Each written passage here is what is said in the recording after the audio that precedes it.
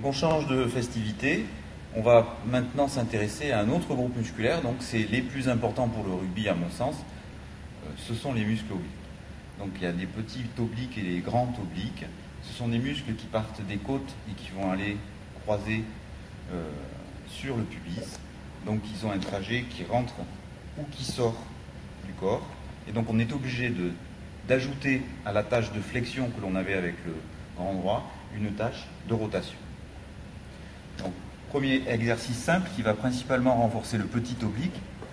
Donc à partir d'une position allongée au sol, donc il suffit de se redresser un peu et de décoller les épaules, de mettre les mains de part et d'autre des pieds et d'aller toucher successivement les malléoles à chaque mouvement. L'exercice étant relativement simple, donc il est nécessaire d'au moins faire 50 répétitions. Donc deuxième situation, où maintenant on va travailler principalement le grand oblique, les grands obliques.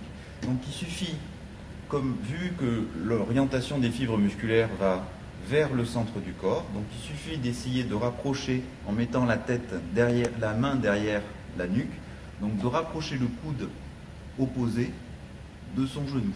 Pour éviter de se faire mal au dos ou à la nuque dès le début du mouvement, il est recommandé de rapprocher le menton du sternum avant le début de l'exercice. Donc troisième situation, il s'agit ici de faire travailler le petit oblique d'un côté.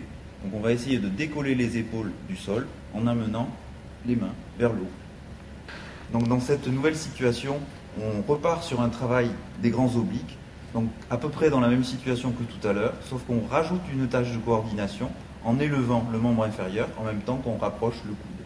Donc comme ceci. Et on peut alterner d'un côté et de l'autre pour rajouter encore une dimension de coordination.